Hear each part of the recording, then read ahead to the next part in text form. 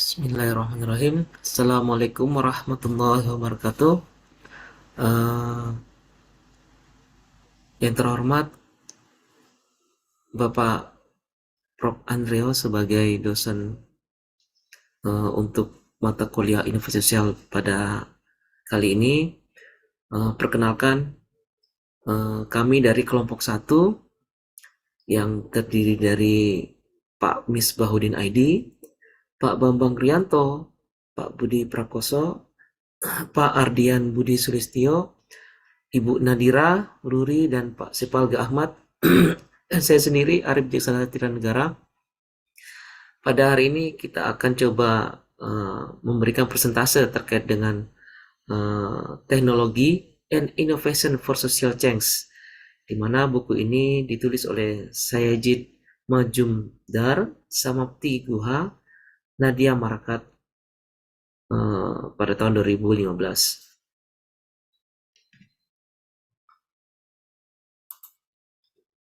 Pada buku hari ini yang kita akan bahas eh, adalah masalah ke masalah ketegangan yang terjadi antara para teknolog dan pemikir sosial karena dampak teknologi dan inovasi terhadap nilai-nilai sosial dan norma-norma yang sering dianggap merusak tatanan budaya suatu bangsa atau masyarakat. Lingkungan bisnis global menjadi konteks di mana penerapan teknologi dan inovasi berlangsung diterima secara luas sebagai alasan utama konflik tersebut. Teknologi informasi menjadi teknologi yang paling banyak diadopsi dan diterima adalah inti dari perdebatan pada buku ini. Di sisi lain juga mempengaruhi perubahan sistem sosial dan politik di baik negara di masa lalu. Juga banyak teknologi, produk, dan proses lain yang telah mengurangi baik atau buruk keterampilan, mata pencarian, dan norma sosial di wilayah tertentu. Di buku ini terdiri dari 4 tema, di mana tema pertama itu memperkenalkan konsep inovasi sosial, di mana penulis ini uh, menggambarkan atau memberikan uh, konsepnya, yaitu inovasi sosial itu adalah suatu usaha sosial untuk melayani usaha kecil dan mikro. Dan di sini masih diperdebatkan para sarjana dalam definisi terkait dengan masalah inovasi sosial sendiri. Pada tema kedua, ini akan membahas peran institusi dalam mengadopsi strategi inovatif dan sosial teknologi untuk membawa perubahan sosial dengan fokus khusus di negara berkembang di Asia dan Afrika. Nah, setelah dari tema pertama tadi untuk masalah konsep, kemudian kedua terkait masalah institusi dalam mengadopsi strategi inovatif dan solusi teknologi, dan ketiga itu tema yang ketiga dalam buku ini adalah untuk mengadopsi dalam upaya menghadapi proses transformasi dari adopsi teknologi tadi tersebut yang di tema duanya dengan menggunakan banyak perspektif teoritis dan kerangka kerja untuk menjelaskan prosesnya. Dan tema terakhir pada buku ini akan diberikan studi kasus dalam berbagai konteks dan perspektif. Pada kali ini sesuai dengan tim kami kelompok satu akan mencoba memberikan penjelasan terhadap dengan tema pertama dan tema kedua, di mana juga nanti ada studi kasus terkait dengan masalah tempat TPS yang bisa diredus, reuse, dan recycle. Nanti kita berikan juga studi kasus pada akhir pada presentasi kita ini. Terima kasih. Dilanjutkan oleh Pak Budi Prakoso. Di dalam bab 2 terkait dengan social inovasi, towards as conceptualization, definisi inovasi sosial terkait dengan sosiologi, creativity research, entrepreneurship, welfare economic, practice-led field, community psychology, dan territorial development. Terkait dengan penjelasan dari definisi inovasi sosial, sosiologi, pengarangnya Howard and Squart di tahun 2010 menjelaskan inovasi sosial adalah kombinasi baru dan atau konfigurasi baru dari praktek sosial di bidang tindakan atau konteks sosial tertentu yang didorong oleh aktor atau konstelasi aktor tertentu dengan cara yang ditargetkan secara sengaja dengan tujuan untuk memuaskan atau menjawab kebutuhan dan masalah dengan lebih baik daripada yang mungkin dilakukan berdasarkan praktek yang sudah mapan. Halaman 21. Contohnya adalah layanan baru, model bisnis baru, jejaring sosial berbasis web. Terkait dengan definisi inovasi sosial creativity research, pengarangnya adalah Mumford and Mortill di tahun 2003. Mumford di tahun 2002 menjelaskan mendefinisikan inovasi sosial sebagai generasi dan implementasi ide-ide baru tentang orang dan interaksi mereka dalam sistem sosial. Halaman 261. Contohnya adalah manajemen ilmiah, tes standar untuk masuk perguruan tinggi. Definisi inovasi sosial selanjutnya terkait dengan entrepreneurship.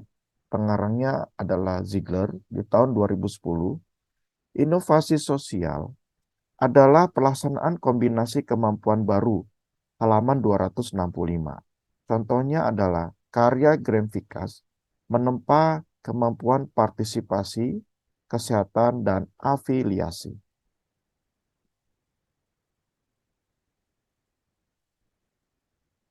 Definisi inovasi sosial selanjutnya adalah welfare economics. Pengarangnya adalah Paul Enfield di tahun 2009. Mendefinisikan sebuah inovasi disebut inovasi sosial jika ide baru yang tersirat memiliki potensi untuk meningkatkan kualitas atau kuantitas kehidupan di halaman 881. Contohnya adalah internet dan bersihkan inisiatif dunia. Definisi inovasi sosial selanjutnya adalah practice-led field. Pengarangnya adalah Gullard Gris di tahun 2012. Mendefinisikan inovasi sosial adalah solusi baru, produk, layanan, model, pasar, proses yang secara bersamaan memenuhi kebutuhan sosial lebih efektif daripada solusi yang ada dan mengarah kepada kemampuan dan hubungan yang baru atau lebih baik serta penggunaan aset dan sumber daya yang lebih baik. Dengan kata lain, inovasi sosial baik itu masyarakat dan meningkatkan kapasitas masyarakat untuk bertindak. Halaman 18. Contohnya itu adalah pesan teks, crowdsourcing, platform informasi untuk bantuan bencana. Definisi inovasi sosial selanjutnya terkait dengan community psikologi. Pengarangnya adalah Fairweather di tahun 1967. Menjelaskan untuk menciptakan subsistem sosial baru yang metodenya meliputi inovasi model sebagai solusi alternatif untuk masalah sosial, mengevaluasinya secara eksperimental, dan menyebarkan informasi kepada mereka yang dapat membuat perubahan yang sesuai. Ini adalah inovasi sosial eksperimental. Halaman 6. Contohnya adalah program anti kemiskinan, program rehabilitasi untuk penghuni jangka panjang di rumah sakit jiwa. Saya melanjutkan mengenai definisi inovasi sosial tentang territorial development. Pengarangnya adalah Mollett tahun 2005. Nah, inovasi sosial bergantung pada jalur dan konseptual. Ini mengacu pada perubahan dalam agenda, agensi, dan institusi yang mengarah pada inklusi yang lebih baik dari kelompok dan individu yang dikecualikan di berbagai bidang masyarakat di skala spasial. Inovasi sosial sangat kuat mengenai inovasi proses, yaitu perubahan dalam dinamika hubungan sosial, termasuk hubungan kekuasaan. Sebuah inovasi sosial sangat banyak tentang inklusi sosial, juga tentang melawan atau mengatasi kekuatan konservatif yang ingin memperkuat atau melestarikan situasi eksklusi sosial. Oleh karena itu, inovasi sosial secara eksplisit mengacu pada posisi keadilan sosial yang tidak etis. Yang terakhir ini tentu saja tunduk pada berbagai interpretasi dan dalam praktiknya akan sering menjadi hasil konstruksi sosial. Contohnya yaitu pembangunan lingkungan terhadap eksklusi sosial. Dalam bab ini, perbedaan konsep inovasi sosial seperti yang ditemukan dalam aliran literatur yang berbeda, tiga penggunaan utama dari konsep diidentifikasi adalah inovasi sosial sebagai perubahan sosial, inovasi sosial sebagai inovasi tidak berwujud, dan inovasi sosial yang bertujuan untuk penciptaan nilai sosial. Sebuah model konseptual inovasi sosial berdasarkan literatur yang masih ada dan terdiri dari tiga dimensi yang diusulkan. Jadi dimensi pertama adalah berfungsi sebagai dasar kontinu yang dengan inovasi sosial dapat diklasifikasikan. Tingkat formalisasi suatu inovasi sosial lebih lanjut menyoroti replikasi inovasi dan peran penerima manfaat sebagai co-kreator dari nilai sosial. Kemudian dimensi kedua adalah dimensi proses perubahan yang menyoroti perubahan dalam praktek dan struktur sosial yang ditimbulkan oleh implementasi suatu inovasi sosial. Untuk dimensi model yang ketiga adalah dimensi yang menyoroti bagaimana konsekuensi yang dihasilkan dari proses perubahan, yaitu dari dimensi kedua, terkait dengan hasil yang diinginkan dari inovasi sosial, yaitu kesejahteraan manusia dan lingkungan secara umum. Model yang diusulkan dapat digunakan untuk menganalisis inovasi sosial yang ada.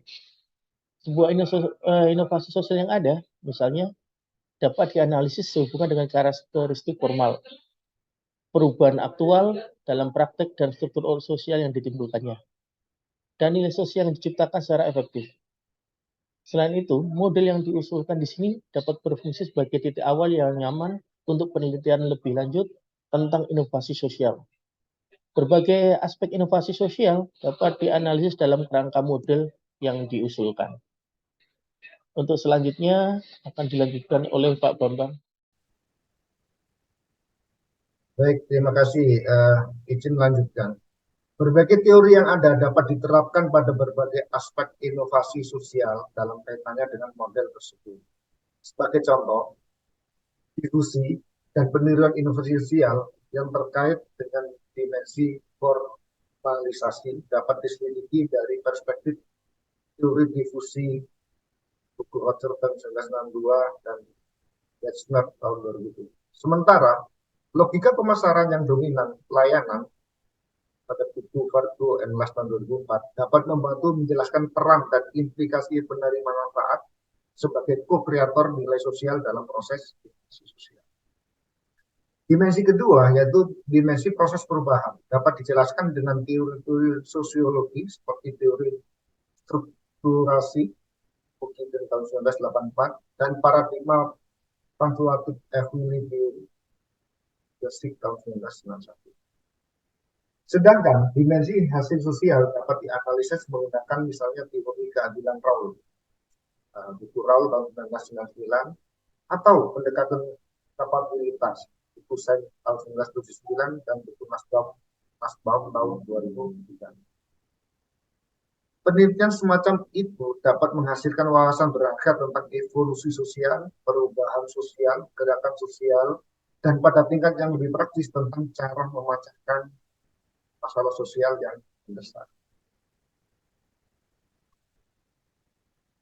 Kewirausahaan sosial telah muncul sebagai alat untuk perubahan sosial dalam hal menciptakan mata pencarian baru, usaha, dan pemberdayaan sosial ekonomi masyarakat yang terpinggirkan di seluruh dunia. Di India, lembaga keuangan mikro sebagai bagian dari usaha sosial telah menyediakan layanan keuangan untuk usaha mikro selama 4 dekade. Keuangan mikro mengacu pada penyediaan layanan keuangan kepada klien berpenghasilan rendah, UOPERO tahun 2000.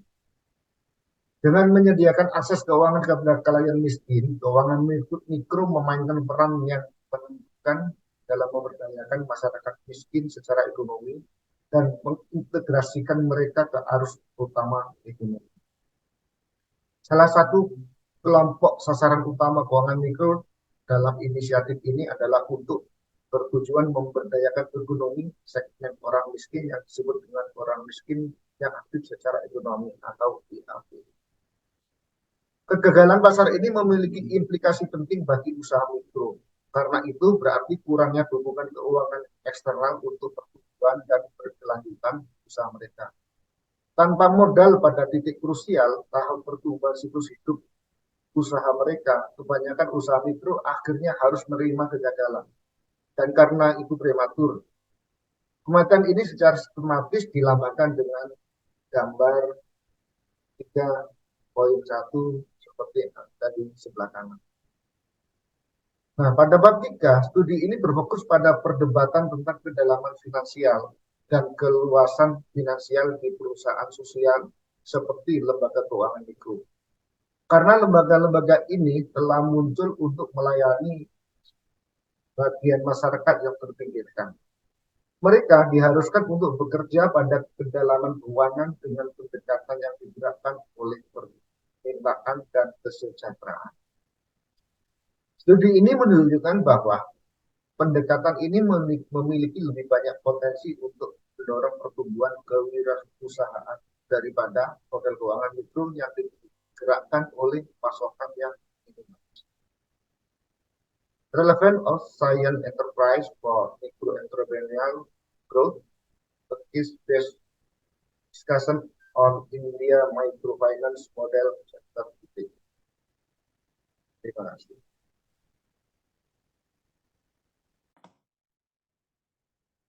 Baik, selanjutnya saya Nadira Rubikusma Putri akan menjelaskan mengenai chapter 4, yaitu Development Strategy in the Northern State of Jalisco from the Institutional Perspective.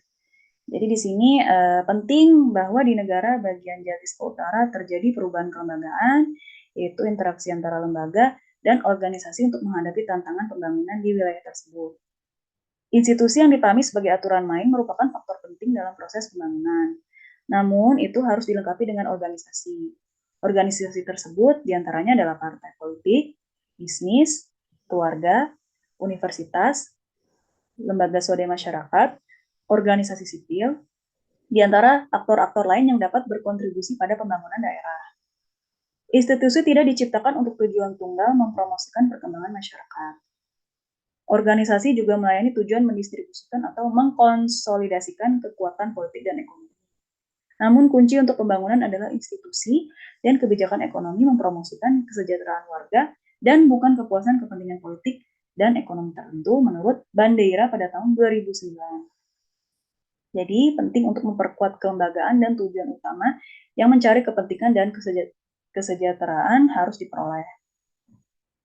Untuk mencapai hal tersebut, efektivitas kelembagaan, program dan kebijakan yang diusulkan oleh pemerintah harus dievaluasi.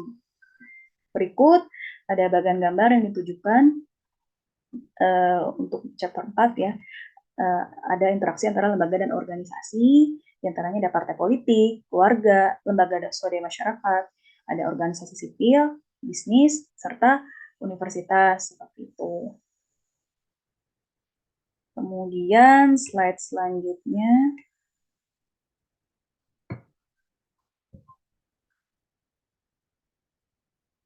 mengenai technological utilization in Africa, how do institutions matter, pada chapter 5.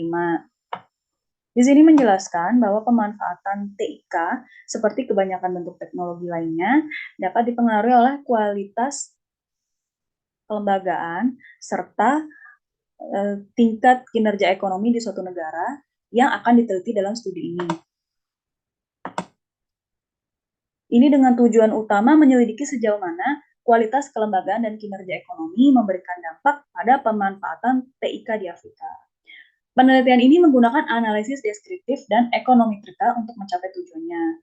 Beberapa temuan utama dari penelitian ini dirangkum di sini. Berdasarkan beberapa indikator pemanfaatan TIK, studi ini menemukan bahwa tingkat pemanfaatan TIK di Afrika jauh lebih rendah dibandingkan kawasan lain di dunia. Hal ini mirip dengan temuan bahwa kekuatan kualitas kelembagaan negara-negara Afrika yang dijadikan sampel agama. Studi ini menemukan bahwa kualitas kelembagaan berpengaruh positif dan signifikan terhadap tingkat pemanfaatan TIK di Afrika. Ini menyiratkan bahwa untuk negara-negara Afrika untuk memajukan teknologi sehubungan dengan pemanfaatan TIK, seperti yang sering dicita-citakan, ada kebutuhan untuk memperkuat tingkat kualitas kelembagaan, terutama aturan hukum dan kualitas peraturan.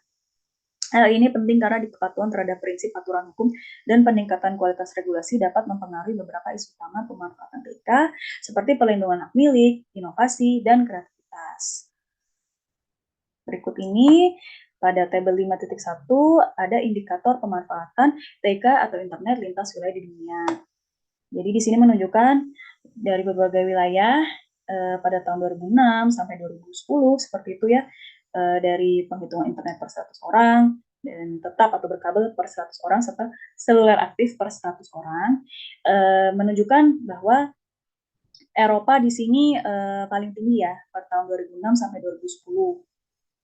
Seperti itu dibandingkan wilayah lainnya seperti itu ya. Nah, kemudian seperti yang disebutkan, Afrika ini lebih rendah, paling rendah seperti itu ya. Baik, kemudian selanjutnya akan dilanjutkan oleh rekan saya, Pak Setalga. Terima kasih.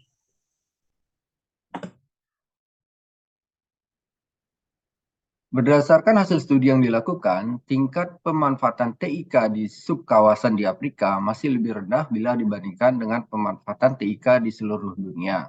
Hal ini bisa kita lihat dari tabel 5.2 dan tabel 5.3 indikator pemanfaatan TIK. Selain itu, studi juga menemukan bahwa pengembangan sumber daya manusia sebagai salah satu indikator kinerja ekonomi menunjukkan pengaruh positif dan signifikan terhadap tingkat pemanfaatan TIK. Implikasi dari temuan ini adalah kebutuhan untuk segera meningkatkan kualitas sumber daya manusia di Afrika, yang secara signifikan akan meningkatkan tingkat pemanfaatan TIK. Salah satu cara yang dapat dicapai adalah melalui peningkatan sistem pendidikan yang akan membantu mendorong pengetahuan teknis yang penting serta pengurangan asimetri informasi, karena pengetahuan akan lebih baik ditransmisikan ketika ada sistem pengetahuan fungsional dalam masyarakat. Peningkatan tingkat kinerja ekonomi di suatu negara secara signifikan akan mengarah pada peningkatan pemanfaatan TIK. Hal ini menunjukkan bahwa salah satu cara untuk meningkatkan tingkat pemanfaatan TIK di Afrika adalah dengan meningkatkan pertumbuhan ekonomi. Ini tidak dibuat-buat karena ekonomi berkinerja tinggi akan memiliki sarana untuk berinovasi, menyebar, serta memanfaatkan bentuk teknologi yang diperlukan termasuk di dalamnya TIK. Singkatnya, kualitas kelembagaan sangat penting dalam menjelaskan tingkat pemanfaatan TIK di Afrika, sama seperti indikator kinerja ekonomi. Tingkat pertumbuhan pendapatan per kapita dan pengembangan sumber daya manusia juga penting. Dengan demikian, memperkuat kualitas kelembagaan, memanfaatkan modal manusia, dan meningkatkan pendapatan per kapita akan membantu upaya negara-negara Afrika untuk meningkatkan tingkat pemanfaatan TIK mereka. Dengan demikian, ini menyimpulkan bahwa upaya yang akan memperkuat kualitas kelembagaan di satu sisi, meningkatkan tingkat pembangunan sumber daya manusia dan tingkat pertumbuhan pendapatan real per kapita di sisi lain, akan memainkan peran penting dalam meningkatkan tingkat pemanfaatan TIK di Afrika. Dalam perspektif ini, badan pengatur yang bertanggung jawab atas perumusan inovasi teknis melalui konsultasi berbasis luas juga direkomendasikan. Hal ini dibangun berdasarkan pemahaman bahwa kualitas kelembagaan akan meningkatkan pemanfaatan TIK di suatu negara bila disertai dengan pengembangan sumber daya manusia. Dengan kata lain, relevansi proses pengembangan sumber daya manusia seperti pendidikan dan kesehatan serta tingkat pertumbuhan pendapatan per kapita yang dibangun di atas kualitas kelembagaan yang kuat untuk meningkatkan pemanfaatan TIK merupakan hal yang fundamental. Demikian, terima kasih.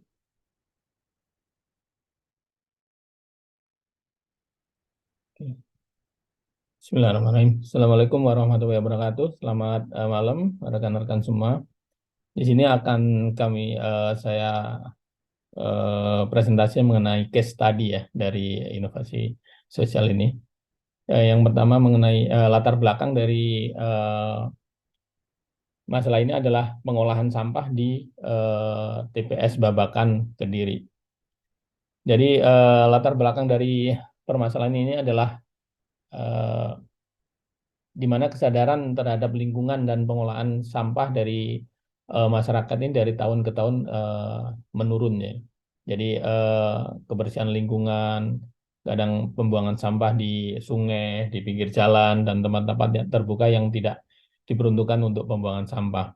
Sehingga ada inisiasi untuk bagaimana sampah itu dikumpulkan dan diberdayakan.